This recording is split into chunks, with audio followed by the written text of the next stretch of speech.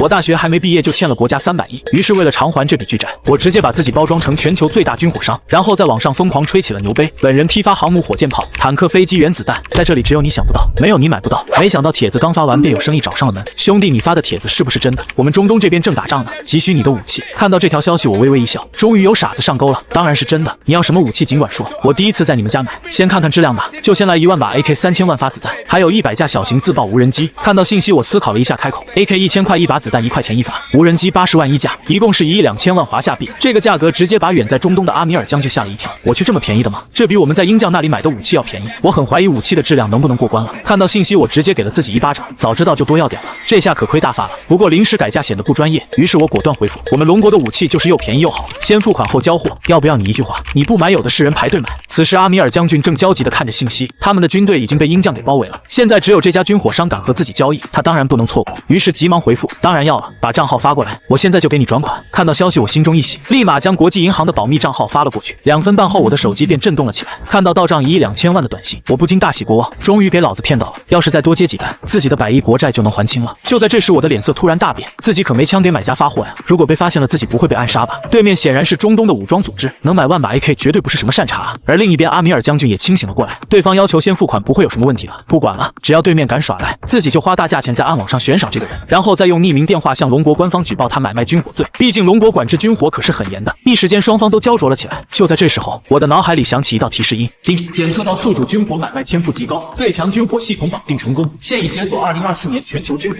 还有更多未来时间线的武器等待解锁。要知道这个世界的时间线相当于地球的2004年，龙国武器还是落后状态，而系统解锁的军火库竟然直接领先了全球20年。所有的武器分类以年代为标题，2030年龙国复兴时代的武器需1000万声望值可解锁，2050年3战时代的武器需1亿声望值可解锁，2300年星际时代需100亿声望值可解锁。看着年代表我有些懵逼，要是自己把这些武器全部解锁，那该有多么可怕啊！毕竟没有哪个男人不想做乱世枭雄，更何况是推动华夏大一统啊！随后我平稳了一下激动的心情，开始在武器库里寻找中东老铁需要的东西。当看到武器的价格时，我不禁兴奋了起来。AK47售价20块一把，7.62毫米子弹售价1分钱一发，3代自爆无人机售价1000块一架，这特喵的也太便宜了吧，简直比外面的价格便宜几十倍啊！这单自己直接血赚1个多亿。突然我意识到一个非常严峻的问题，枪虽然有了，但要怎么运过去呢？难不成要发快递吗？就在这时，系统的提示音再次传来：叮，运输方式已解锁，请宿主自行选择，选择一定点传输，需要客户提供详细坐标，售价1000块一次，选择2人力运输，需要先建造一座军工厂，运输人员由系统派发，各阵亡需支付10万元抚恤金，选择3宿主自行运输，此选项尚未激活，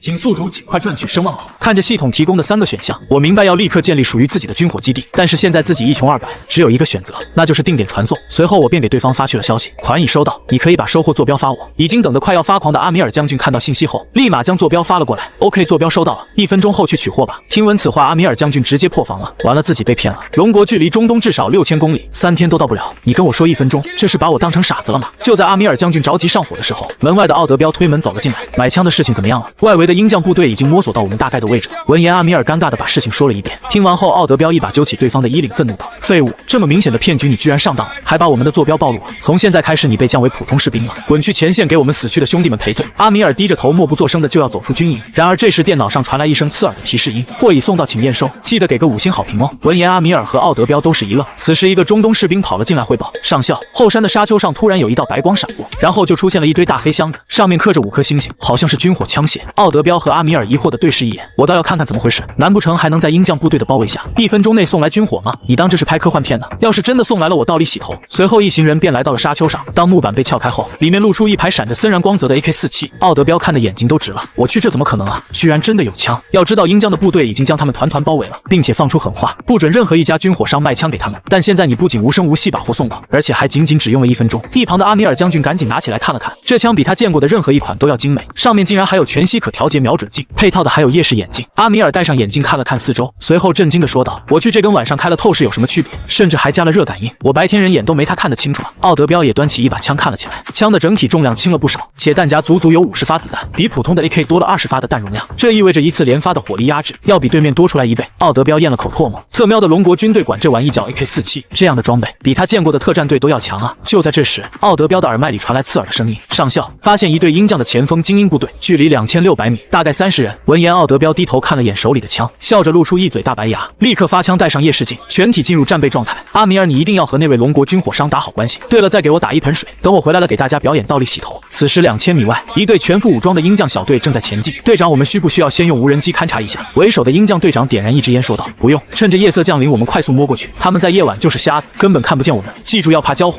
那群奥德标的弹药已经没剩下多少，在我们的封锁下，他们没有一丝一毫补给的可能。至于他们用的那批玩具枪，都是我们从战场上淘汰下来的废品，只要正面交火，他们死定了。”一个鹰将大兵赞成道：“队长分析的很对，这次我们小队把这些猴子全部突回去，我肯定能升到上士的。”队长拍了拍他的肩膀：“大胆点，新兵小子，到时候我给你多让几个人头。”殊不知带着夜视镜的奥德标正带着上百个组织里最强的好手悄然包围了他们。在夜视全息瞄准的镜头下，这些鹰将部队的伪装根本无所遁形，他们做梦也想不到，一把枪居然还能自带夜视眼镜。黑黝黝的枪口瞄准了正在弯腰前进的鹰将大兵们，奥德标立马下令道：“给我往死里打！”瞬间子弹便开始不要命的宣泄开来，只是一个照面就射杀了数名鹰将大兵。奥德标带着夜视眼镜兴奋地扣动扳机，这些天他可是受够了那些破烂玩具枪，不仅准头极差，时不时还会卡弹，10枪有7枪都因为质量差打不中，他们只能拿命来填，搞得这些鹰将大兵还真以为他们都是废物。现场枪声响起的瞬间，前锋队长卡尔本能的俯身翻滚，全部趴下，有埋伏。看着身边被爆头的队友，他百思不得其解。现在是黑暗中，队友被爆头绝不是巧合，难道对方有夜视装备吗？这些人枪的声音一模一样，明显是成建制武器，而且这枪声有点像龙国的 AK， 还配备了夜视装备，难不成是龙国在卖军火吗？卡尔当即摇了摇头，这里被他们鹰将的部队围得水泄不通，别说是龙国的军火商了，就是他们鹰将的军火商都进不去。随后他冷静下来后命令道：“不要慌，对面的火力一直在压制，但最多30枪他们就得换弹，大家跟着我卡他们换弹的空隙反击，就是现在，干死这群土著！”然而鹰将的大兵刚起身就又被打了回去，一发子弹穿过卡尔的右耳，这不可能啊，对面怎么还有子弹？卡尔死死地趴在地上，心里满是对自己过往经验的质疑，这到底是从哪里买来的枪？作为世界第一强国的鹰将，对武器科技的重视排在第1位，如果有连射50发的步枪面试，他们怎么可能不知道？自己必须赶紧回去告诉总部。随后他看向身后重伤的大兵们说道：“抱歉，为了帝国，我必须要把这场冲突的情报带回去。”大兵们纷纷然后破口大骂：“混蛋，你要放弃我们吗？”卡尔两耳不闻，抓起战友的尸体背在自己身上，当做防弹的缓冲，然后起身扭头就跑。见状，奥德标立刻大喊道：“有人想逃，给我狠狠地打！”卡尔也不愧是前锋队的队长，虽然左腿右肩全部中弹，却还是跑出了奥德标的射击范围。奥德标看着奔跑的卡尔说道：“不能往前了，那里是鹰将的控制范围。”随后开朗一笑：“痛快，等回去看我表演倒立洗头。”这次的胜利已经是超乎所有人的想象，龙国的武器就是好用啊！此刻鹰将驻军基地内，卡尔的爹在基地哨岗前，瞬间整个基地警铃大作。卡尔看着基地的领导汇报：“报告团长，先锋小队遭遇埋伏，全部覆灭。那群奥德标有了新的武器，是龙国的装备，实在太可怕了。”说完便失去了意识。安德森挥手让医务兵把卡尔抬走，然后冷冷地看向周边的军官，在我们的包围下，对方竟然还能收到龙国的军火，你们这些蠢货！在这个关头，居然还有军官敢以权谋私，把龙国的军火流进去，国会要是知道了，我们都得上军事法庭。一众军官面面相觑，他们都知道自己没有走私军火，但是那批军火是怎么流进去的，一点蛛丝马迹都没有。随后安德森点燃一根雪茄，语气缓和道：“国会给我们的时间不多了，这次前锋部队全灭的事情要保密，然后全力推进围剿恐怖分子的计划。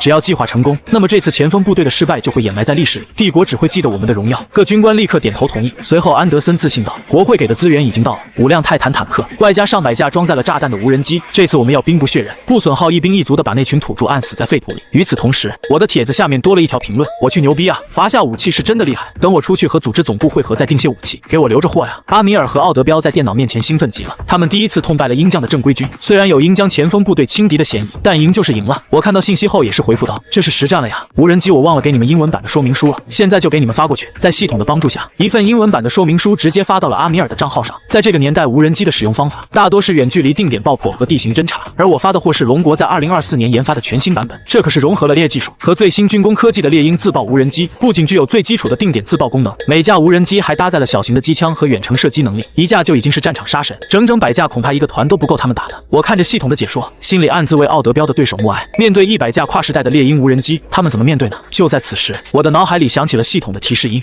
恭喜宿主声望值上升，奖励大礼包礼，奖励宿主获得脑力加强改造。顿时我感觉自己的脑子突然就清楚了起来，瞬间丢掉了重负的感觉。在系统的改造下，我直接从普通人到达了堪比科研天才的级别。当然储备的知识还是那些，但学习能力却提升了数十倍。自己曾经看不懂的文献，现在不仅能看懂了，而且还能过目不忘。要是自己能回到大学搞科研竞赛，绝对可以震惊全国。该死的董事会等着吧！以为躲在鹰将帝国我就没办法，总有一天我会带着我的军火系统打到鹰将，让你们先看看老子的 AK 够不够猛吧。与此同时，远在中东的奥德标却是彻底被猎鹰无人机给震惊到了，在无人机上面装重机枪、自动瞄准系统，每秒10发子弹，这特喵的是什么魔鬼想出来的装备？奥德标毫不怀疑，如果之前打前锋部队他有这个无人机，根本不需要什么埋伏，只要一梭子子弹，一个人都逃不了，甚至还配备了夜视雷达和 AI 智能辅助射击功能，只需要勾选目标便能自动瞄准射击。奥德标打了自己一巴掌，我真的不是在科幻电影里吗？龙国竟然悄咪咪咪的搞出来这种恐怖的武器，还随便就卖给了我们。一旁的阿米尔将军更是感动，我觉得是龙国兄弟知道我们受困于鹰将，所以故意亏本支援我们的，下次说什么也要给他补点钱。奥德彪点点头表示赞同。此刻我却不知道，在自己沉迷书海的时候，竟莫名的多了2个悍匪死忠粉。而此时猎鹰无人机的雷达疯狂地闪烁了起来。阿米尔看着显示器上密密麻麻的红点，尖叫道：“是鹰将驻军的无人机群出击了，足足有上百架向我们围了过来。”奥德彪立刻启动所有的猎鹰无人机，同时让所有人员进入了战备状态。此刻鹰将机械团驻地内，上百架无人机像是蜂群一样乌压压地飞出驻地。安德森团长对着跟随的军官们介绍道：“这些士兵都是帝国专门培养的技术人员，无人机在他们的手上可以变成万军之中取敌人首级的最强武器，并且这次的新型无人机是帝国技术部门的最新科技，每一架无人机里都装载了一把12.7毫米大口径手枪，还装备了世界上最强的雷达系统。”军官们一听大为惊叹，无人机里有枪，这可是头一回啊！这种远程操纵开枪的技术，恐怕只有我们伟大的鹰将帝国才有吧？没错，无人机才是未来战场的主力。龙国就算研发出了那些新版 AK 又怎么样？我们的无人机量产后都不需要士兵拿枪了。安德森哈哈大笑道：“那是当然，我们鹰将帝国可是世界第一。”传令立刻打开无人机的雷达搜寻功能，把那群该死的老鼠给我搜出来。收到命令的本杰明立刻回复道：“安德森团长，请放心，我们的雷达技术无人能敌，最多10分钟我就能把他们抓出来。”安德森满意地点点头，立刻下令驻军沿着无人机探查过的区域前进。然而10分钟过后，本杰明满头大汗地看着显示屏，上百架无人机的雷达覆盖范围铺开之后，绝对可以把这片沙漠聚集地全部探查完毕。怎么会没有找到敌军呢？去平民集聚地看看，是不是这群土著用了什么手段帮恐怖分子掩护？此刻平民聚集地内，一个戴着头巾的妇女正抱着孩子站在路边，突然从天空传来的嗡嗡声让她一顿。只见远处的天边，黑压压的上百架无人机正在高速飞来。指挥室的本杰明狠狠道：“我的雷达肯定没问题，那些土著一定是躲这些平民家里去了，看到像是恐怖分子了，给我立刻射杀，宁可杀错也不能放过。”而那名妇女被无人机的架势吓到，求饶道：“求求你不要杀我，我们不是军人，没有危险。”这时候，一个小孩捡起一块碎石砸向了无人机。技术员看到后愤怒地询问道：“有人攻击我，但不是恐怖分子，是否开枪？”本杰明看都没看，不耐烦道：“只要攻击你就是恐怖分子，给我杀！”技术员舔了一下嘴唇，操纵无人机将枪口对准了那对平民母子，手中的操作枪械的按键猛地按下。就在千钧一发之际，无人机的画面突然开始不稳定起来，紧接着刺耳的爆炸声响起，技术员操作的无人机直接炸开。他顿时大喊道：“我的无人机被击毁了，有人攻击了我！刚刚攻击我的东西一定还在那个区域，你们快包过去！”随后9架鹰将的无人机从4面8方向着这对母子的方向飞来，开始进行地毯式的搜索。可除了那架坠毁的无人机外，竟然什么都没有发现。本杰明这次也是眉头紧锁，难不成真有东西可以屏蔽我们的雷达吗？而暗处开启了隐藏模式的猎鹰无人机，如同猎人般冷冷地看着这一幕。奥德彪刚刚没忍住开枪了，可恶，真是畜生，居然向手无寸铁的平民开枪。阿米尔在一旁提醒道：“我们的无人机上都装载了大威力的炸弹，一旦被击毁就会爆炸，会误伤到平民的。”奥德彪咧嘴一笑：“那就把他们引到别的地方。”随后6架猎鹰无人机解除了隐藏模式，彻底暴露在敌人的视野里。而鹰将的技术员在看到突然出现在视野里的无人机时吓了一跳，敌机，有敌机！本杰明死死地盯着那6架猎鹰无人机，再扭头看向雷达显示器，震惊道：“这怎么可能？雷达上竟然什么都没有！他们是怎么屏蔽我们信号的？自鹰将成为世界第一以来，从来都是他们在武器技术上碾压别国，什么时候被反碾压过的？”本杰明感觉自己整个科学常识都要颠覆了。屏幕前的无人机作为机械产物，本身就具有电信号，它怎么可能屏蔽卫星级别的信号雷达？这意味着如果现在处于科技战场上，他们就是个瞎子。一旁在观战的前锋队长卡尔激动道：“就是那个标志，他们的枪上也是这个标识和5星，那是来自龙国的武器啊！”而安德森看着显示屏里的6架无人机，脸色变黑了。华夏这些年成长的也太有威胁性了，他们上百架无人机都没有发现敌人，而对方就这么明晃晃的现身，就是在表达一个意思：你们不能构成威胁。安德森瞬间青筋暴起，地面部队立刻开着坦克过去。无人机的操作范围有限，他们那些土著必然就在那一片区。闻言，本杰明握紧拳，对着下属技术员不顾形象的喊道：“把他们给我打下来！所有的无人机全部出动，绝对不能让他们逃掉！”瞬间，鹰将无人机铺天盖地的围了过来。奥德彪眼前视野的雷达开始显示出密密麻麻的红点，耳边响起无人机辅助智能的提示，发现大量敌军，开始进入 AI 智能接管模式。在这个模式下，奥德彪只需要下达简单的指令操作，剩下的交给 AI 就可以。奥德彪滑动屏幕下令道：“立刻往远离聚集地的方向跑。”指令已收到，超智能飞行模式开启，预判弹道模式开启，高速模式开启。随后猎鹰无人机弹射起步，空气直接发出被撕裂的声音，而无人机原本的位置瞬间被10几个弹道打破。那是来自鹰将无人机的射击，但猎鹰无人机没有给他们机会，如同鬼魅般在密集的弹道中起飞，违反物理动力学第5缓冲直角变向，超高速直线加速，让子弹每次都从这些无人机的表面堪堪擦过，却没有造成丝毫的伤害。观战的鹰将军官眼睛都要瞪出来了，这绝不是人能操作出来的，就像是这些无人机能够预判所有的弹道。本杰明颤抖的声音响起，上百架无人机射击居然没有子弹命中，这也太离谱了吧！就算他的操作机能够预判弹道的轨迹，但面对着铺天盖地的弹道，就是耶稣来了也得挨一枪啊！龙国能有这样的技术吗？安德森皱眉问道：“我们帝国现在的技术能做到吗？”本杰明自嘲般的摇了摇头：“我们估计在20年后可能会做到。”闻言，指挥室里的军官瞬间倒吸一口凉气，龙国研发的无人机竟然这么恐怖！就在这时，一个技术员大喊道：“他们要突围了，快堵上啊！”听闻此话，安德森立刻急了：“你们是废物吗？上百架无人机围着6架，居然还让他们突围了。这要是在人类的战场上，就是军事事故，我要把你们全都送上军事法庭。本杰明则是立刻安抚道：“没事，团长，一架无人机的电力是有限的，并且我们的无人机速度快，很快就能追上了。龙国的官方数据比我们低了20公里每小时。”话音刚落，前面就看到猎鹰无人机爆发出蓝光，像是被氮气加速般速度猛然爆发，仅仅2-3秒钟就迅速和鹰将的无人机拉开了巨大的距离。本杰明还没反应过来，就听见操作员震惊地喊道：“长官，我的探测仪显示，它的速度已经突破150公里每小时了，我们要被甩开了。”闻言，本杰明恶狠狠地开口，开启无人机作战模式，把电机的所有性能完全压榨出来。我们可以短时间达到155公里，但副作用是最多持续5分钟，这些无人机就会因为过热而坠毁。技术员们都有些肉疼地接受了指令，开启了过载模式，无人机群的速度顿时高了一大截。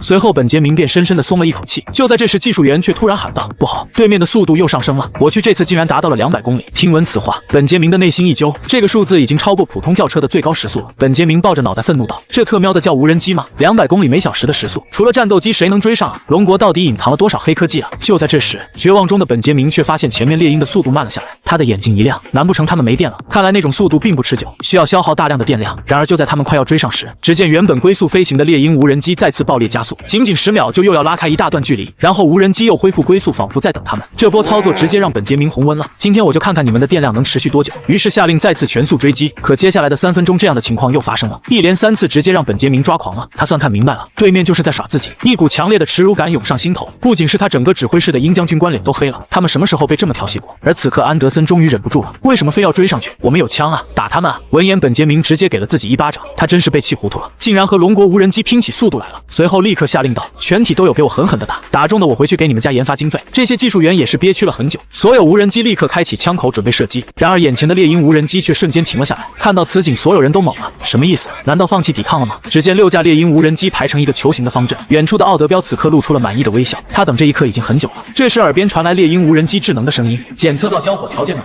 开启自瞄模式，目标标定，敌机97架，我军6架，优势在我。这一刻，奥德彪的自信达到了巅峰，他重重地扣下了重机枪的扳机。透过猎鹰无人机的信号脉，奥德彪的声音响彻天空：“我在等没有平民的战场，你们他喵的在等什么？”这句话犹如一道惊雷，在鹰将的指挥室炸开。只见无人机身上凹槽从中间裂开，一根粗大的黑黝黝的狰狞枪管伸出。看到这幕的所有技术员全都震惊道：“竟然在无人机上装上了重机枪，这是什么鬼啊？”本杰明的大脑一片空白，他的知识储量根本不足以解释眼前的画面。这个狰狞的战争机器在他的脑海里挥之不去，整个指挥室也是一片死寂。随后安德森突然暴喝道：“跑啊，快跑！”众人反应过来时已经晚了，蓝火从重机枪的枪口喷出，古铜色的子弹带着硝烟的弹道，直接击穿了一架鹰将无人机，瞬间便被打成了零件。6架猎鹰无人机化成了一座移动的空中堡垒，在奥德彪指令下进行着单方面的屠杀。一挺重机枪在短短20秒宣泄了200发子弹，6挺就是1200发，无数无人机零件在子弹雨中崩碎坠落，整个废弃聚集地除了清脆的机枪声，就是无人机的坠毁声。鹰将的指挥室内，上百个技术员不断汇报：第14架无人机坠毁，第89架无人机坠毁，短短20秒就有数十架无人机坠毁。本杰明一开始还想要反抗，但20秒之后的巨大伤亡让他知道，今天是注定有去无回了，逃不掉的。中弹的给我自爆，没中弹的全部给我开枪，能动的全给我动起来，就是撞也得给我把他们撞下来一架。随后鹰将无人机自杀式的冲锋自爆，让整个天空都被点亮了。1分钟后，枪声停止，本杰明瘫坐在地，整个鹰将指挥室只剩下一架摇摇欲坠的无人机。画面时断时续，鹰将指挥室的所有人都屏住呼吸，看向画面里的硝烟深处。安德森紧张道：“成功同归于尽了吗？”话音未落，5道红光突然从浓烟中骤然亮起。安德森和本杰明脑子里顿时一片空白，整个指挥室的军官们都瞪着眼睛看着那5道红光。整个无人机群居然只换掉了一架敌机，这还打什么呀？本杰明看着仅剩的那架无人机，画面也黑了起来。在坠机的最后，只能听到对面传来的一句电子报告声：“战报更新，敌军伤亡97架，我军伤亡1架。”鹰将指挥室里瞬间沉默了，简直是杀人诛心啊！干完了居然还在敌人面前汇报战报，关键是他们还没有能力反驳，因为战场上一架自己的无人机都没有活下来。一些军官已经有些动摇了，他们是来碾压土著的，不是来找虐的。本杰明则是直接破防裂开了，这还能打吗？我们的无人机都打不过，用士兵的肉体怎么扛得住这些无人机的重机枪？真变态啊！龙国的武器科技已经到了这样的地步了吗？面对如今的局面，他一言不发地低着头，红着眼睛对安德森说道：“我没办法帮到你了，无人机群全军覆没，这个责任我会回到科技部去承担。”安德森也不由得叹了口气，谁也没想到在军队封锁的情况下，龙国还能把武器送进来，而且还是这种强的离谱的武器。但作为指挥官，安德森还是深吸了口气，打气道：“不要丧失信心，不过是一次失败罢了。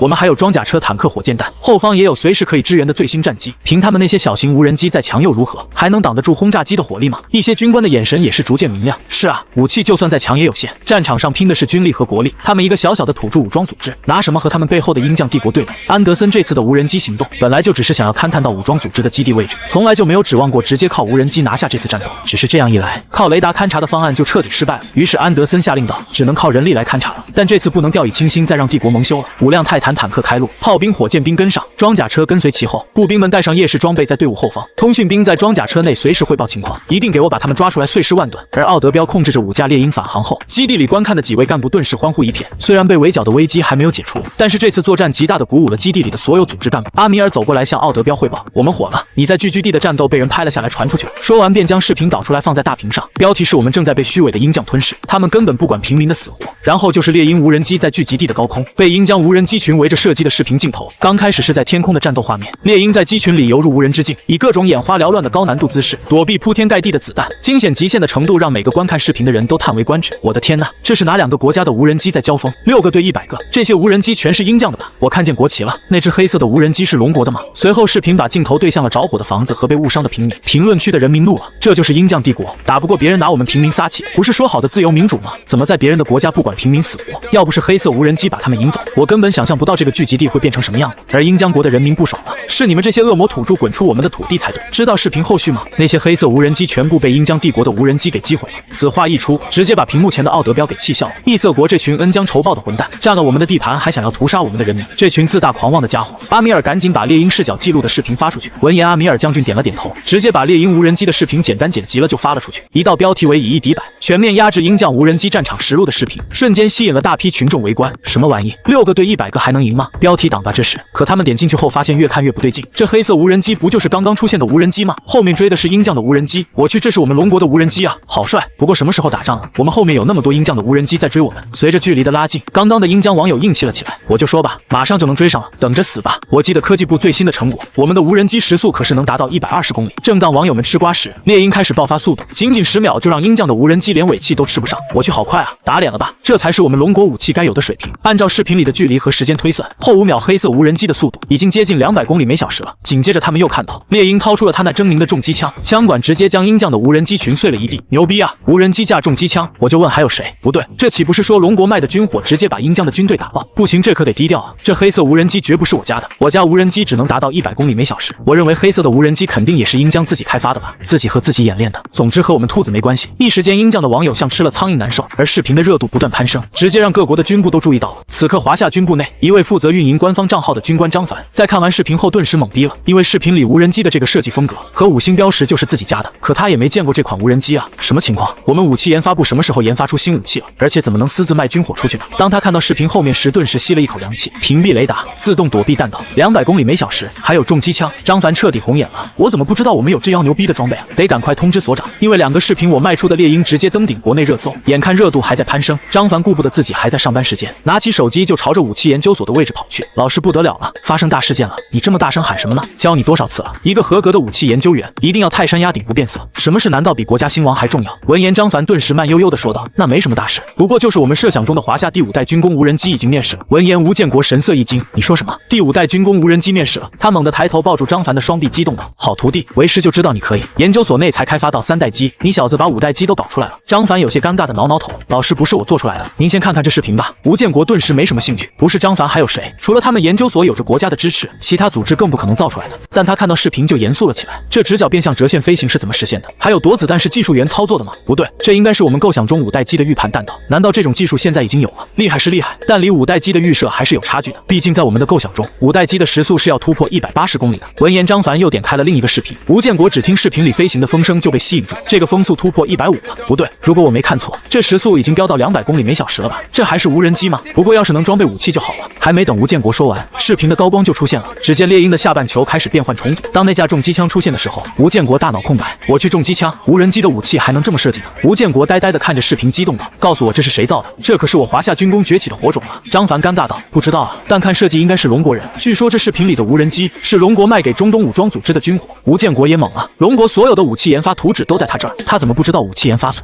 啥时候能开发这么超前的无人机了？且不说时速了，但是那个机械变化重组的功能，龙国目前就完全做不到。之后，吴建国将视频屏放大，看着猎鹰的外观震惊道：“这和我们的5代机构想图太像了，简直一模一样。说不是龙国造的我都不信。而且每个国家的军工实际生产线、设计标准和设计风格都不一样，所以造出来的武器都是具有国家色彩的。这视频里的无人机绝对是龙国设计风格和标准，要么就是有人偷偷的用了我们的生产线，所以必须要找到他。”张凡脸色严肃起来：“我去通知警卫部核查，如果是军火交易，应该是在暗网上，我让安全局一起协助调查，一定给他捉拿归案。”吴建国眉毛一挑，一巴掌拍在张凡头上：“说个屁啊！你当他是嫌疑人了？给我好好的请过来，只要这个幕后军火商愿意归属国家，那他就是我武器研发部的瑰宝。而此刻我不知道自己的军火不仅火上了热搜，自己也已经被国家盯上了。”就在我正埋头看书时，只听见耳边传来系统的提示音：“恭喜宿主，声望值大幅度上升，新科技系列已解锁最新功能，请尽快查收。您尾号1234的账号汇入1亿元华夏币，汇款人中东悍匪。”看着到账1个亿的短信，我直接陷入了懵逼状态。紧接着中东悍匪发来了2段视频，配上了一连串的消息：“谢谢兄弟啊，你的军火真的太牛逼了，你亏本卖的绝不能让兄弟吃亏。但是目前我们只能给1个亿了，总部和我们失联了，等出去以后我们一定来个10亿的军火订单。”我笑得嘴都裂了，中东大兄弟真朴实啊，这样的客户给我多来点。我在浏览了视频网的讯息后，终于知道自己的声望为什么突然暴涨了。网络的力量，虽然大部分人在网上只是图个乐看过就忘了，不算认可就没有声望值，但架不住人多呀，总有人识货。一个念头突然在我脑子里蹦出来，如果我通过升级给奥德彪的那批 AK， 帮助奥德彪成功突围鹰将军队的围剿，同时让奥德彪直播或者发视频，那热度不是直接登顶全球的热榜？要知道这个世纪以来，鹰将世界第一军事第一的地位无人能动摇，如果能帮助奥德彪突围，那绝对是头一遭，狠狠的打脸鹰将帝国。好，让我来好好选一选，给那批枪加强哪些功能。红外线辅助，半自动瞄准锁头。我摸着下巴思考了起来，这次鹰将的无人机群被全灭，鹰将军方肯定暴怒，那在围剿奥德彪的时候肯定会加强各种军事设备，可能会有装甲车、坦克，甚至战斗机、轰炸机都有可能，那就再加一些穿甲弹、爆裂弹、狙击镜、大火力膛线，口径也要改成大口径。我趴在床上露出了恶魔的微笑，就你的这些改造已经不能叫步枪了，那不就是狙击炮吗？一炮一辆坦克，甚至战斗机飞进来挨一发也得炸。唯一不好的就是太贵了，我花了100万也只是完成了100支枪的售后升级，其他的枪只是加了一个辅助半自瞄的功能。我看中的是后续的声望和突围之后的10亿订单。我相信这位中东悍匪应该不会骗自己，这些升级应该是够了，除非鹰将直接把海域的航母开过来，不然就是战斗机开起来，奥德彪也有一战之地。我点下了售后服务的指令，开始确定订单。售后服务武器升级需要时间，预计20分钟。而另一边中东沙漠基地内，阿米尔的耳边响起了无人机重机枪交火的声音。奥德彪跑了进来喊道：“鹰将的部队摸到我们了，全员进入死战状态。”阿米尔与奥德彪对视，从奥德彪眼里看见了绝望。奥德彪闷声道：“4辆坦克，外加20辆装载了火箭弹和重机枪的装甲车，至少3000名全副武装的精英士兵，我们恐怕跑不掉了。死战吧！”我有些担忧地看向窗外，中东悍匪再给我发了一句情况紧急。围剿开始了后就断了联系，系统升级的那100支枪需要20分钟才能全部完成，应该没有那么巧，这时候就开始生死局了吧？而此时的中东，伊朗南侧大沙漠地带，也就是奥德彪他们的藏身之地，由于时差的问题，已经是深夜12点了。鹰将的部队犹如暗夜里的恶魔，有条不紊地前进着，目标明确，直指向奥德彪的基地位置。同时4辆坦克带着5辆装甲车有意识地开始分开前进，一个严密的包围圈在夜色的掩护下逐渐成型。而鹰将的军队前侧，几个士兵正在压着几个裹着头巾、一脸麻木的中东平民正在指路。指挥室内，安德森胜券在握。我猜对了，那些武装土著足足4、5千人，粮食可是大问题，他们必然向周边的聚居地和平民购买过军队所需要的物资。这些平民和他们为同族，他们的防范意识没有那么强。果然，抓几百个聚居地的平民就问出来了。前锋部队所属的军官奥尔克赞叹道：“团长真是大智慧，这几个土著平民正是负责聚基地和那些武装土著基地联系的掮客，靠赚佣金活着，只要拷打一下，再以金钱诱惑之后，果然招了。这几个土著怕那些武装组织耍赖，悄悄地摸到了他们的基地位置，这下便宜我们了。”雷克斯拍拍手，看了眼身后已经养好伤的原前锋队的精英卡尔，眼里闪过愤怒之色。卡尔是他的弟弟，上次前锋队的全灭不仅重伤了他弟弟，还让他这个前锋营营长的名声大损。这次趁着围剿一定要找回场子。雷克斯拉着卡尔下了军令状：“安德森团长，我和弟弟请您允许我们主动进攻，为上次的失利雪耻。”安德森点头道：“现在包围圈正在合拢，对方有夜视装备，可能已经有所察觉。这次你们可不要再被埋伏了。你们带着3辆装甲车和500人主攻，不要轻敌，大部队会随时支援。还有装甲车上的火箭弹和重机枪，给我不要钱的打。”卡尔兴奋了，终于可以报仇了。奥德彪基地，阿米尔操作着无人机雷达性能全开，与鹰将部队的包围圈正在缩小和合拢。猎鹰的无人机雷达范围已经能够全面覆盖鹰将的全部军力，在猎鹰的雷达显示器上，密密麻麻的红点已经成了一个圈，其中最大的红点是坦克。在4个大红点的移动带领下，红圈正在越来越厚，缺口越来越少。而第5个大红点，也就是泰坦坦克留守在后方那里，应该就是鹰将指挥所的所在地。阿米尔当即建议，上校包围圈还没有完全合拢，最大的缺口在西北方向，我们集结所有兵力去从那里突围，说不定还有一线生机。我们还有猎鹰无人机和兔子先生的 AK， 正面冲锋和任何一支队伍都有优势。在无人机自爆和火力压制下，我们一定可以把组织的干员和您成功送出去。其余的干员们和下属也附和道：“不就是大炮坦克吗？死之前我们肯定能换掉一辆，就是我们火力也不弱，还剩下18架猎鹰无人机，就是18架自动瞄准的重机枪，在子弹打完前，没有一支现代步军能接近我们。奥德彪面容露出疲惫之色，叹息道：“你们是想拿命送我出去？不行，我和你们共存亡。还有，据我所知，这次出动的不是普通坦克，而是泰坦坦克，是鹰将坦克系列中的霸主。它是重型坦克，根本不怕普通的炸药和手雷，更别说子弹了。恐怕重机枪打在泰坦的外壳上，最多留下一个白点。不仅防御力无解，在原有炮管的基础上还加装了2挺重机枪，而它行进的速度却丝毫不弱于普通的轻式坦克。作为唯一弱点的观察口，还用最新的防弹玻璃进行了封口，再加上周围其他鹰将士兵和装甲车的支援，怕我们的猎鹰无人机全部自爆，也不一定能带走一辆泰坦。阿米尔说的计划如果实施，我们9成9会倒在路上，无法突围。因为我们能想到的，那安德森会想不到吗？不能短时间内打破缺口，我们只会沦为瓮中之鳖。奥德彪缓缓说出来他自己的计划，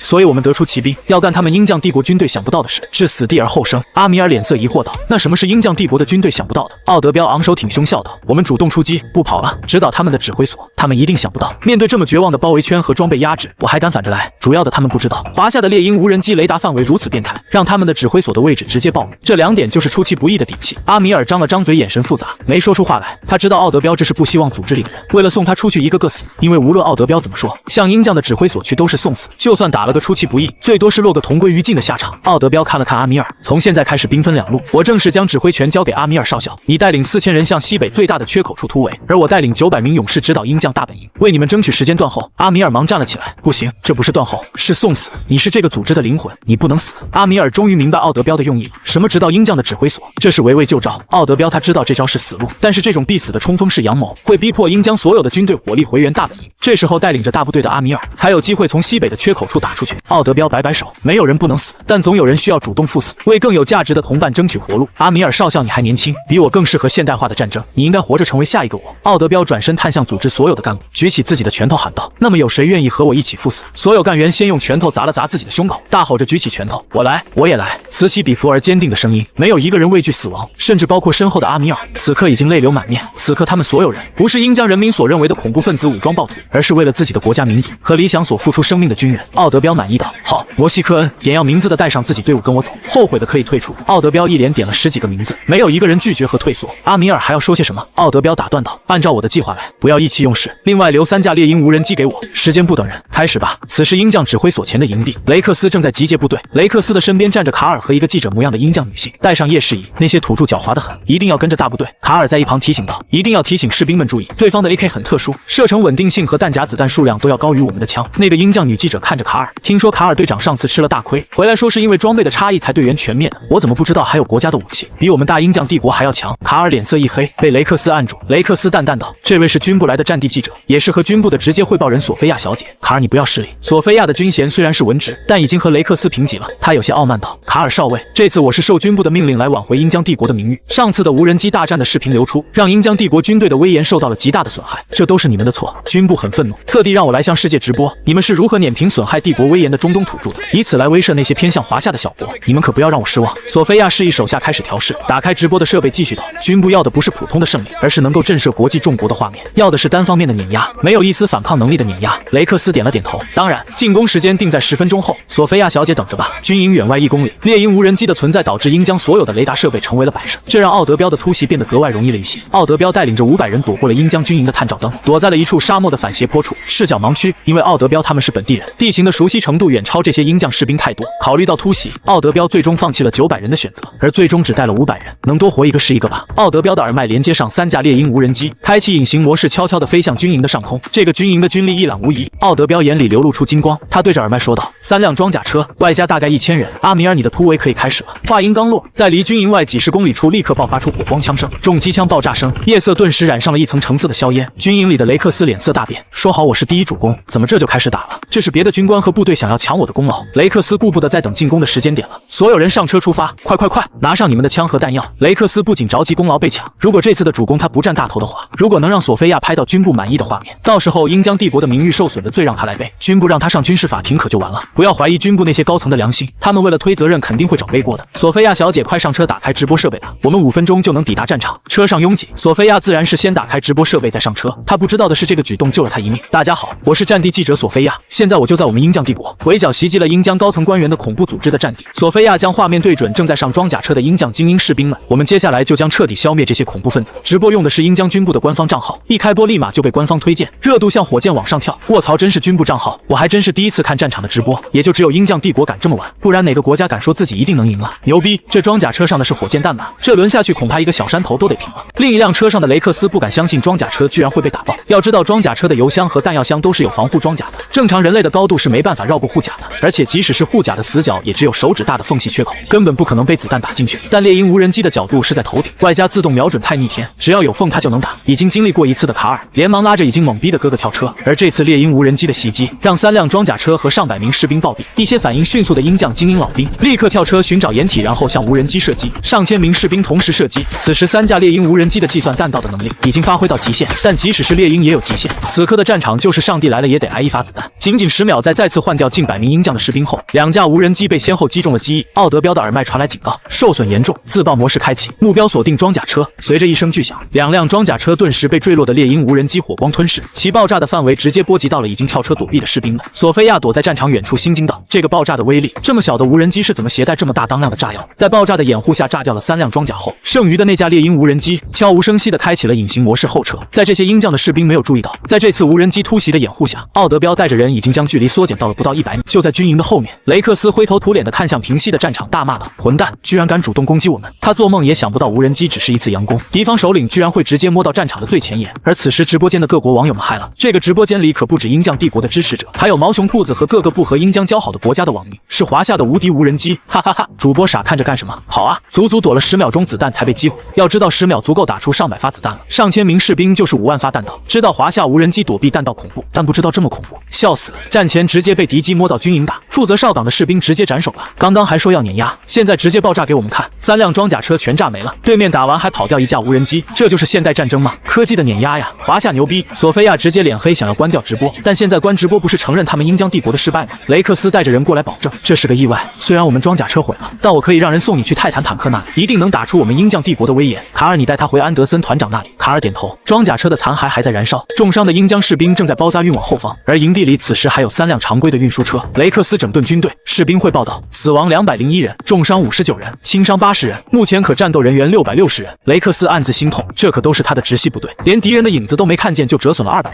他点点头，然后吩咐道：他们还有无人机，盯好天空，不能让他们故技重施。而刚上车的索菲亚将镜头对准正在有条不紊收拾战场的鹰将军队。刚刚是个意外，再有一次我们的军人绝对不会这么狼狈，但即便如此，我们鹰将帝国的军人依旧能够有条不紊地收拾战场。接下来我将去往指挥所，跟着团长的泰坦坦克让你们看看大场面。这话一出，网友们顿时来了兴致。泰坦坦克是我想的那个吗？据说泰坦坦克从被造出至今为止没有战损过，根本破不了防，简直是重型坦克里的绝对霸主。这次居然出动泰坦了吗？看来鹰将军部是真的生气了，这次应该是尘埃落定了。就算是华夏正规军面对泰坦坦克也没有办法。我大鹰将帝国不愧是世界第一，无人机造的再好有什么用？武器研发能力强应该放在主流的战机、坦克、导弹上。华夏行吗？不，还是得看我们鹰将帝国。索菲亚满意了，效果不错。等下全世界网友看到泰坦碾压战场，一定能把国际上开始轻视帝国的苗头给熄灭。这时画面上空再次出现模糊的影子，刚刚露出微笑的索菲亚顿时僵住了，又来。而现在索菲亚自己就坐在车上，甚至车还不是装甲车，完全挡不住子弹了。死亡的威胁让索菲亚脸色刷白。卡尔在一旁注意到，马上就开始发动车子敌袭，几百名士兵向天空举起枪射击。而这次猎鹰无人机根本没有攻击，刚刚显形就往上飞行躲避子弹，毕竟步枪的射程是有限的。所有士兵都抬头看向天空，没注意到暗处的奥德彪蠢蠢欲动。猎鹰无人机这样的举动让举枪射击的雷克斯大为得意，这是怕了。雷克斯觉得自己简直是天才，居然能提前想到华夏无人机会杀回马枪，让士兵提前对着天空戒备。这次偷袭鹰将士兵零伤亡，索菲亚边拍摄边松了口气，然后对着镜头微笑道：你们看我说的吧，这次我们有准备，华夏的无人机又能如何？介绍一下，这是我们机械团前锋营的指挥官雷克斯。说着将镜头对准了站在车顶作为指挥官的雷克斯。雷克斯自然是摆出了胜券在握的姿态，他在自己脑海里脑补出了阿瑟上将叼着烟斗的话，然后对着镜头点燃了雪茄。多年以后我成了上将，现在抽雪茄的画面也会载入史册了。雷克斯露出了畅想未来的微笑。一声突兀的枪响，雷克斯低头看了看自己胸口的黑洞，他懵了。按照一般的小说剧情，他怎么也不会死得如此草率吧？他多少也该是个配角吧？但是战场就是这样，一个得意忘形的举动就会死。雷克斯直直的倒了下去，死了。整个军营和索菲亚都还没有反应过来，哪来的子弹？天空中没有无人机的身影。一个士兵看向弹道的方向，只见奥德彪身先士卒，一个箭步跳出夜色的阴影，手里的 AK-47开始不要命的宣泄火力，身后跟着的是数百个组织成员，枪林弹雨如暴风朝着整个鹰将的军营席卷而来。敌袭！哨岗的士兵扯着嘶哑的嗓子大喊，他已经不记得今天这是第几次喊敌袭了。奥德彪来得太突然，一个突袭的照面，在军营外围的鹰将士兵瞬间就被扫倒一片。擒贼先擒王，奥德彪是懂的。敌方指挥官直接站到车顶送人头，这不开枪简直是犯罪。奥德彪犹如发狂的狮子大吼道：冲锋，给我杀！失去指挥官的鹰将士兵乱成了一锅粥，我们压不住了，队形不要乱了。指挥官呢？在军营最深处的索菲亚一开始还觉得鹰将的军队有一战之力，将镜头对准了战场，但很快一边倒的画面让他慌了，怎么完全不是对手？一旁的卡尔已经发动了车子，听着耳边熟悉的40发弹夹的枪声，他红了眼，但他没有选择参加战斗给哥哥报仇，而是一脚踩下了油门，快跑赢不了了。索菲亚质问道：“我们不是有600多人吗？就算是突袭，以我们的装备和人数也能反攻啊！我们还有重机枪，我们有炮，还有火箭弹。”卡尔暴躁道：“你懂个屁！这些人手里的华夏 AK 不仅准头高的离谱，而且枪的火力足足比我们的高，他们500人的火力需要3倍的军力才能压制。至于重机枪和火箭弹，人家打的突袭，我们根本没有机会去守住阵地，而且指挥官都死了，打什么打？又是华夏的武器！”索菲亚绷不住了，华夏无人机的风头还没有过，又出来一个华夏 AK， 我不信有那么厉害！一发子弹擦着他的袖发，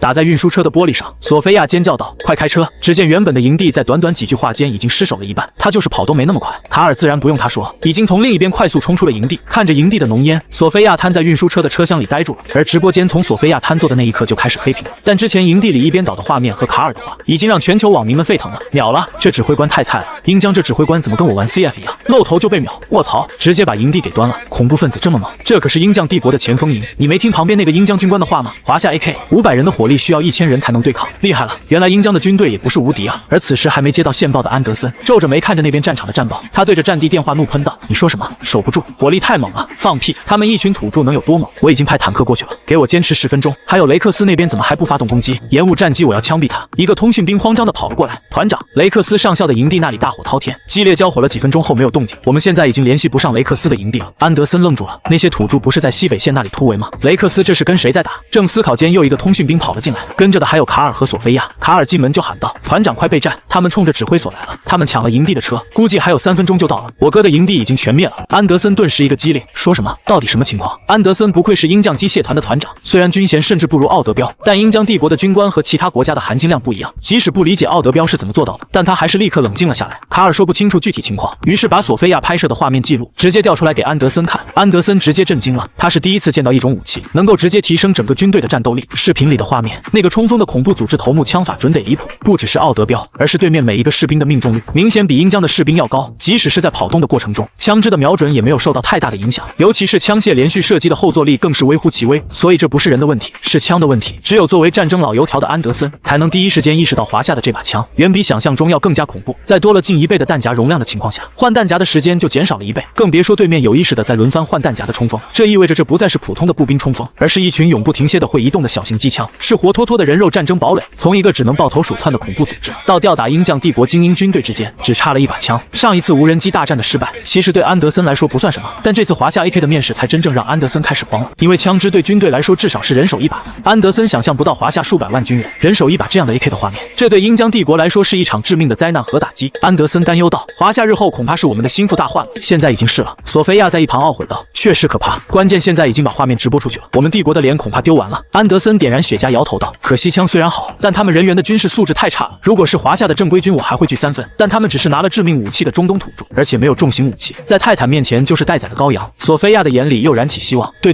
我们还有泰坦，有泰坦在，我们肯定能够打回去。那我直播还开吗？”安德森美美的抽上一口，淡定道：“当然得开，来的只有500人，根本不够泰坦填牙缝的。让泰坦藏在指挥所右侧的库房，其余士兵躲在指挥所周边的掩体处，还有重机枪手、火箭弹手立刻寻找合适的打击地点待命，1分钟内给我完成布防。至于索菲亚小姐，您和我一起在指挥塔观战吧。基地指挥塔经过防弹的处理，还有弹道拦截系统，不用担心被突袭。”奥德彪带着人已经摸到了指挥所外，但透过猎鹰无人机的观察，却没有在指挥所的营地上发现人影。风沙刮过，只有沙粒打在金属板子上的声音，寂静到可怕。他们已经布防了，但他已经没有退路。从计划开始到打到指挥所，其实只用了10几分钟。奥德彪不知道，还有不到5分钟，我的系统售后服务就要到了。他只知道多耽误1秒，阿米尔那边就要多死一个人，等不了了。冲锋！猎鹰无人机首当其冲，重机枪直直的往指挥塔的所在猛烈扫射。奥德彪带着人直接开车撞进了指挥所营地，然后就地用车作为掩体，像是一个信号。数百名鹰将士兵从各处掩体露出枪口开始射击，枪火漫天，战争正式打响。只是一交火，在指挥塔上的安德森就感觉到了压力。和看视频不同，实战更加真切的让安德森感觉到了华夏 AK 的火力。明明只有无人机一个重机枪，却靠着步枪轮射，活活压制住了自己这边的10挺重机枪。他们的人数差不多都是500人。上火箭弹，在安德森的指令下，火箭筒被抬了出来，弹刚露头，奥德彪的猎鹰无人机像是透视一样，把火力疯狂地集中向火箭手。这还没完，最后的这架猎鹰只有一个任务，就是干掉火箭弹支援。他硬顶着机体损坏砸向了火箭弹手的阵地。随着一声巨响，安德森感觉指挥塔都震动了起来，火箭弹阵地消失了。猎鹰无人机的自爆点燃了火箭弹的库存，在没有火箭弹的支援，奥德彪带着人自杀式的冲锋，让战场从火力持平变成了火力压制。代价自然是奥德彪这边因为顿时牺牲了数十人，每一次冲锋和推进都是拿人命堆的，这让鹰将的守军不得不退守。只是几分钟，奥德彪就推到了指挥塔下，但安德森依旧淡定地抽着雪茄，他等的就是现在。一旁右侧的库房直接被庞然大物撞开，一个狰狞的钢铁巨兽咆哮着机械的轰鸣声，露出了炮口和双重机枪枪口，没有给奥德彪反应的时间，钢铁巨兽的火力扑面而至，直直的一发炮击直接命中人群，被击中的组织干员连惨叫声都没有就被蒸发，连带着炮弹的碎片让周围10几个人都立马失去了生命。奥德彪只感觉耳朵都被震碎了。随着爆炸声响起，顶着数百人射击和爆炸后的泰坦依旧像什么都没有发生一样，直直的朝着奥德彪等人碾压过去。每次炮击都带走10几人的生命，泰坦上的2挺重机枪也开始单方面屠杀了，一次扫射同样是10几条人命，躲在掩体后也没有用。作为掩体的运输车直接一炮连人带车被打爆。奥德彪知道泰坦强，可没想到他居然没有一丝反抗的余地。短短几十秒，他们从500人就已经减员到300人了。后撤！指挥塔上的索菲亚兴奋的大喊：“漂亮，打死他们！”奥德彪绝望的后撤，他的失败意味着阿米尔那边早晚也会是自己的下场。要知道自己只是面对1辆泰坦，而阿米尔那边是4辆泰坦的围剿。绝望之际，奥德彪的耳麦里传来声音：“尊敬的军火专卖店 VIP 客户，您下单的售后服务已送达，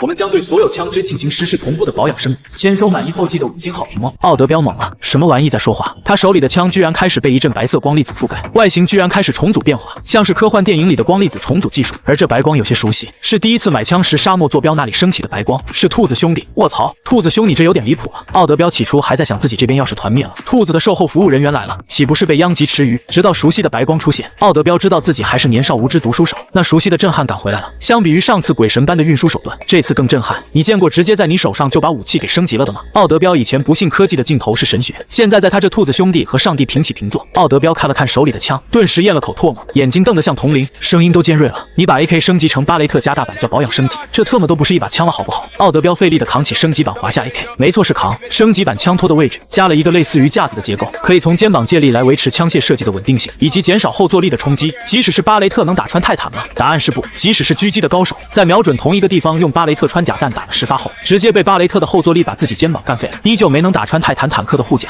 肉的离谱，全世界没人知道泰坦的护甲到底是什么金属材质做出来的，但是泰坦的数量，即使安德森的机械团也只有5辆，全鹰将的军队不超过100辆，可见泰坦坦克的制造，即使是鹰将也无法大规模的生产。据龙国的科学家推测，泰坦的主体材料应该是鹰将，不知道从哪里得来的防御力惊人的稀有金属。这种稀有金属不仅硬度高、耐高温、耐冲击，而且韧性极强，所以才能既不怕炸又不怕穿甲。且这种稀有金属的料量长少，不能够人工复制，构造出来近100辆泰坦坦克。奥德彪看着盒手里的巴雷特版 AK， 枪身上用华夏语和英语双语刻着5个字：最后的青女。奥德彪不明白什么意思，在枪身的位置还有一个螺旋装置，是加速器。死马当活马医吧。他单膝跪地，拖着枪身的手臂青筋暴起，然后将枪口对准了正在迎面而来的泰坦坦克。在指挥塔上的安德森看到这一幕乐了，面对泰坦不跑还停下来拿枪打泰坦，找死啊！安德森通过耳麦对泰坦坦克中的士兵说道：“不要开炮，他不是想要挑战我们帝国的威严吗？给我用泰坦的履带，把这个自不量力的家伙碾成肉泥！”面对滚滚而来的钢铁巨兽，奥德彪面不改色，人总有意思。如果是现在，他也不逃了，专心的瞄准。奥德彪凭借经验，瞄准的位置正是坦克护甲后驾驶员的位置。驾驶员大兵轻蔑道：“这些愚蠢的土著居然不跑了，停下来妄图用枪来攻击泰坦，果然是没有见过世面。”炮手应和道：“要不要来一发？这固定把好打得很。”驾驶员戏谑道：“别啊，平时上战场都是你爽了，几炮下去心里别提多痛快。我是除了撞撞建筑物啥也没有，现在好不容易有几个傻子站着不动让我撵，还不让我爽一爽？好好好，让给你。”这一下就连给泰坦坦克打掩护的那些鹰将士兵都停止射击了。他们经过刚刚的战斗，已经知道对面这些土著永远也破不了泰坦坦克的防御，有什么掩护的，不如看看热闹。被坦克碾死的可不多见。指挥塔上索菲亚也将镜头对准了奥德彪和泰坦坦克，这可是扬鹰将帝国威名好机会，名场面一定要记录下来。直播间里的网友们经过刚刚的直播，深知泰坦坦克的变态之处，已经不敢看接下来残忍的画面了。不愧是最强泰坦，这么多轮射击真的连痕迹都没有，连巴雷特加穿甲弹都打不破。不是吧？那快跑啊！在那蹲着射击是放弃抵抗了吗？等等，那人手里的枪是不是换了呀？怎么感觉外形变了呀？不止那个奥德彪一个人，好像有其他人的枪也变了。这些评论也引起了索菲亚的注意。战场上枪火浓烟爆炸不断，系统给售后服务时瞬间的白光其实并不起眼，甚至除了拿枪的人，外人根本注意不到。索菲亚皱眉，团长那个土著的枪好像不是 AK 啊。安德森眯着眼看去有些惊讶，像是巴雷特的一种，不是我们鹰将帝国制造的，那是自己改造的。放心，就是世界上火力最猛的巴雷特也打不穿泰坦，我们测试过所有型号。索菲亚点点头，那没事了。镜头那边奥德彪深呼吸，确定了位置后没有犹豫，心里在祷告，手上随即扣动了扳机，一声轰鸣让奥德彪脑瓜子嗡嗡作响。这枪声不正常，这是 TM 炮声吧？时间仿佛静止了下来。巴雷特版 AK 内大号穿甲弹尾巴炸开，推动子弹前进，经过枪身的螺旋加速器开始旋转的子弹的尾部在经过枪口时再次炸裂，开始了2段加速。子弹的主体在经历过2段段直线加速，外加一段螺旋加速后脱离枪口，像是咆哮的蟒蛇一般在空气中划过一道白痕，然后随着一声金属的悲鸣，让在场的所有人都捂住了耳朵。嗡！泰坦坦克居然缓缓地停了下来，距离奥德彪只有5米。安德森顿感不妙，所有人看向停下来的泰坦，只见泰坦的正面护甲上出现了一个螺旋状的大洞，这个大洞足足有半米宽，透过大洞可见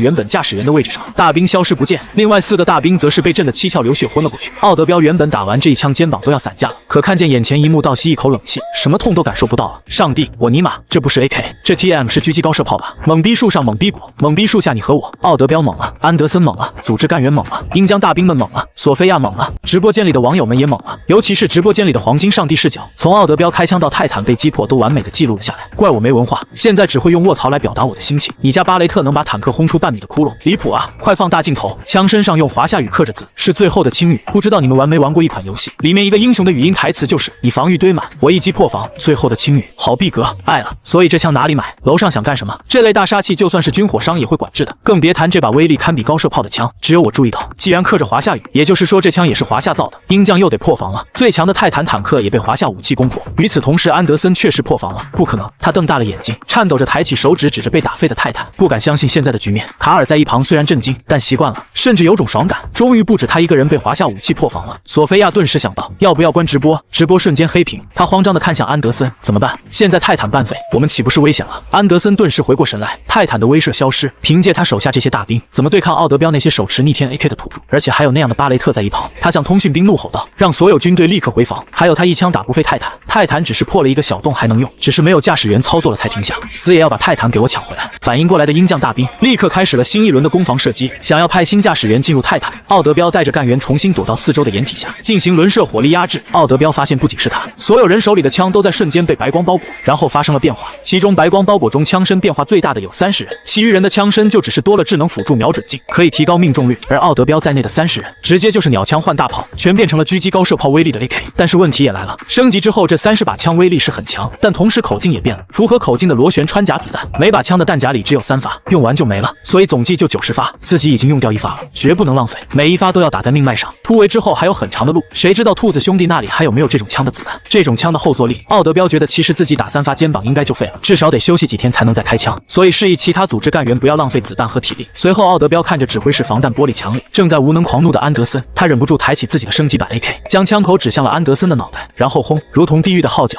一发将整个玻璃墙全部震碎。原本还在咆哮怒吼的安德森，直接在索菲亚面前消失不见。那发子弹在穿透了安德森后，又击穿了指挥室的吊顶，吊灯砸在地面上，碎玻璃划破了索菲亚的脸，可他却没有丝毫的知觉，只是愣愣地看着消失的安德森的方向。这一幕恐怕会成为索菲亚一辈子的阴影。卡尔是第一个反应过来的，立刻撕心裂肺地喊道：“卧倒，不要露出视野！”指挥官又死了，他心里已经不知道是什么感受，唯有一点，他再也不和华夏武器对垒了，太他妈折磨了。原本正在下达指令的通讯员被穿甲弹的威力吓到，趴在桌子底下戴着耳麦不敢置信，他嘟嘟囔囔道：“指挥官没了，指挥官死了，安德森团长死了。”而他没意识到还在通讯中，于是安德森没了的消息顿时传遍整个机械团，一时间整个军队都乱了，每支军队的指挥官都不敢相信，然后全速朝着指挥所的方向赶来。卡尔按倒已经失智的索菲亚，然后抱着他匍匐着从指挥塔的后门开溜。只有他清楚，在泰坦被击穿的那一刻，战局已定，西北战线，阿米尔手里的枪光粒子重组结束。阿米尔突然感觉手里的枪猛地一沉，他差点没端动，手里的 AK 已经完全变了一个样子。相比奥德彪直接开枪，阿米尔的性子更谨慎，他检查了一下枪械和队伍，发现和自己的枪有一样变化的大概有70人，而且枪里只有3发子弹。只是这售后服务的方式还是太超前了，不愧是兔子，还是这么离谱。这种手段和上帝有什么区别？阿米尔苦笑着不得，不是保养升级吗？怎么直接把枪的种类给换了？我还没用过狙击枪。他还没来得及开枪实验，耳麦里传来奥德彪激动的声音：“我把鹰江这个军团的总指挥官给干掉。”同时，阿米尔发现周围步步紧逼的鹰江军队突然在撤退，这意味着奥德彪说的是真的。阿米尔不敢置信道：“围剿的军队在撤退，难不成指挥所的泰坦是坏的？你怎么办到的？”围剿我的泰坦已经出现2辆了，我们死了2000多人，自爆了7架猎鹰无人机，却没有造成丝毫伤害。奥德彪瞬间不激动了，2000多人，7架猎鹰，这还是他这边努力的结果。如果不是击穿泰坦击毙安德森，恐怕阿米尔那边得团灭。奥德彪顿时骂道：“别让那2辆泰坦跑了！”